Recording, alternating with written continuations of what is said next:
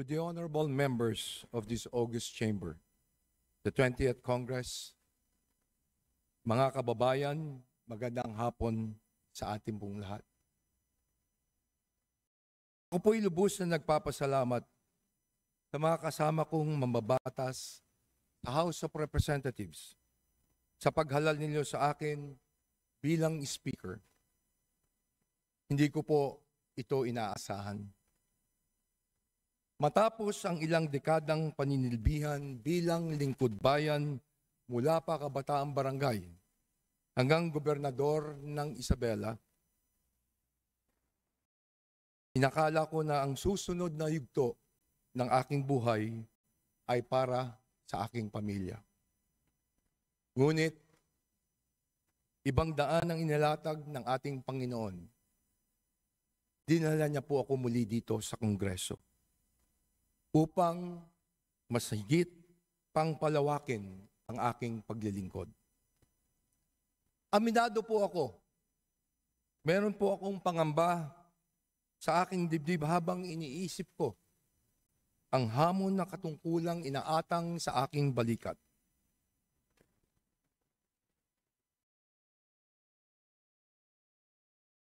Batid ko po na marami sa ating mga kababayan ang nasasaktan at nagagalit na dahil sa mga kasalukuyang kaganapan. Naiintindihan ko po kayo. Bilang anak ng lalawigan ng Isabela, alam na alam ko po ang mga pagsubok na dala ng matinding bagyo, ang pagkasira ng mga bahay at buhay tuwing tumataas ang tubig baha. Sa ngalan nila, tinatanggap ko ng buong kababang loob ang hamon ng pagiging Speaker of the House. Ako na ho ang unang magsasabi sa ating mga kababayan. Meron po kaming pagkukulang.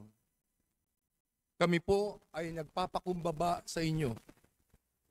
Nakikiusap po kami na sana bigyan nyo kami ng pagkakataong ituwid ang mga maling kalakaran at linisin ang aming hanay.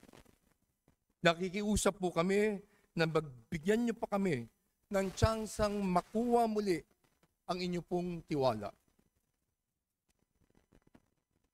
Ako po ay kaisa ng ating mahal na Pangulo sa kanyang layunin na linisin ang pamahalaan upang tayo ay bumangon muli. Under my leadership, this house will change. I will not defend the guilty and I will not shield the corrupt.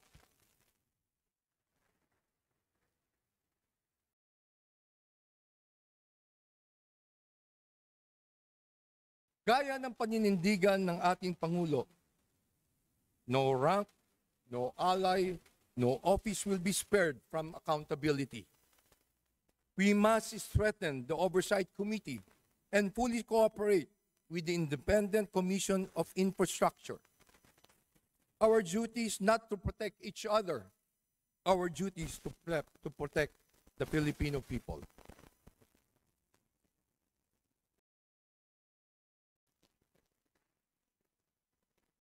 Alam kong maaaring maging puno ito ng panganib. Dahil sa mga maaaring matapakan, sinusugal ko ang aking pangalan na matagal ko pong pinagpaguran.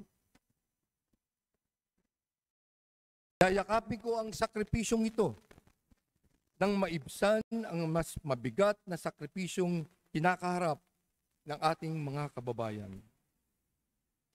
Malinaw sa akin na higit matimbang ang aking pananagutang itaguyod ng ating saligang batas at unahin ang kapakanan ng mas nakakarami. Hindi ko hayaan ang sino man na membro dito sa 20th Congress na gamitin ng Kongreso para sa kanyang personal na interes.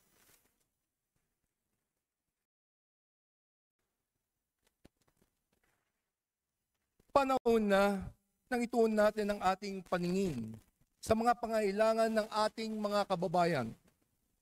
Sila ang rason kung bakit tayo naririto. Huwag sana po natin kalimutan yan. Sila ang unahin natin bago ang pangsariling kapakanan. Kung meron pong dapat na managot sa mga umuugong na mga paratang na ito, titiyakin natin na magiging patas ang mga pagdinig at kung meron mang mga pangalang nabanggit sa mga pagdinig na ito, may mga tamang forum para sila ay makapagpaliwanag. Tayo po ay magiging transparent at accountable sa ating mga gawain. Kung kinakailangan, magpag-ugnayan sa mga naglalabas ng saloobin, ako po mismo ang harap para makipag-usap.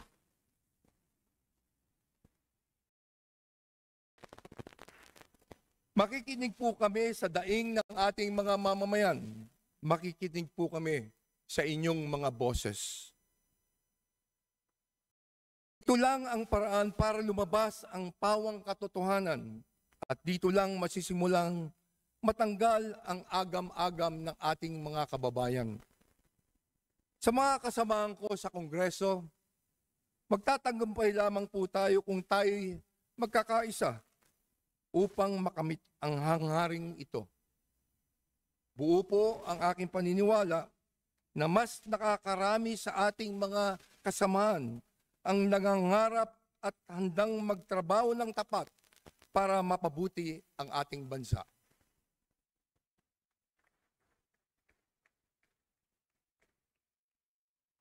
Hindi ko po magagawa itong na nag-iisa. Kailangan ko po kayo. Kailangan po natin ang bawat isa. Kaya kukunin ko itong pagkakataon na to na ipabot sa ang ating pong pasasalamat sa dating speaker sa kanyang bukas palad na pakikipagtulungan para maisakatuparan ang isang maayos na transisyon at natatanging hangarin na ito.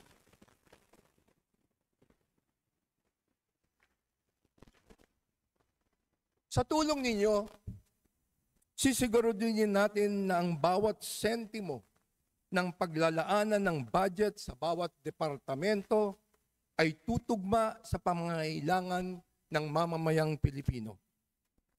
Pagtutulungan nating makapagpasa ng isang maayos at malinis na budget na mailalaan lamang tama sa mga programa para sa ating taong bayan. May mga hakbang nang ginawa upang gawing mas bukas ang proseso ng pagpasa ng budget at mas paigtingin pa natin ito.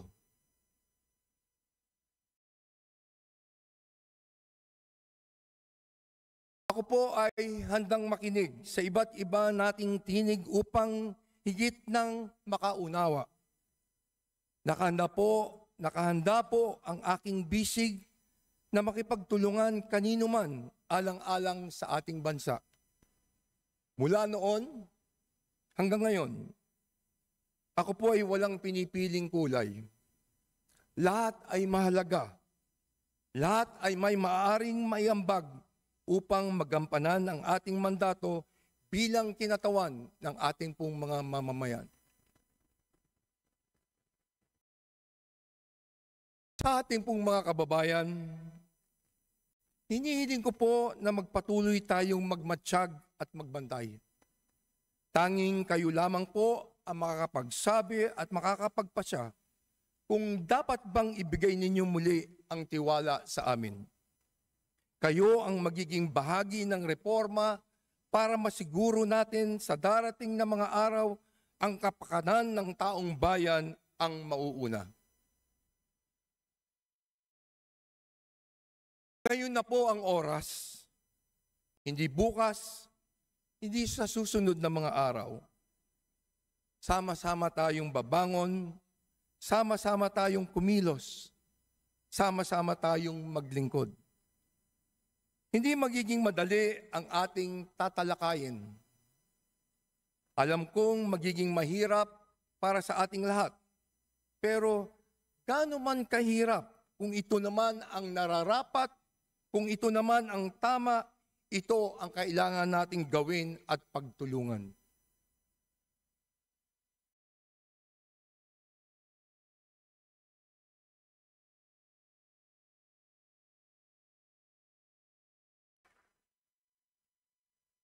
Sa bagong Kongreso, ipaparamdam po natin ang tunay na malasakit. Ipapamalas natin ang tunay na paglilingkod na nakatutok ng buo para sa pag-angat ng buhay ng sambayanang Pilipino. Walang ibang agenda, walang ibang interes. Kapakanan ng Pilipino ang simula, gitna at dulo at wala ng iba.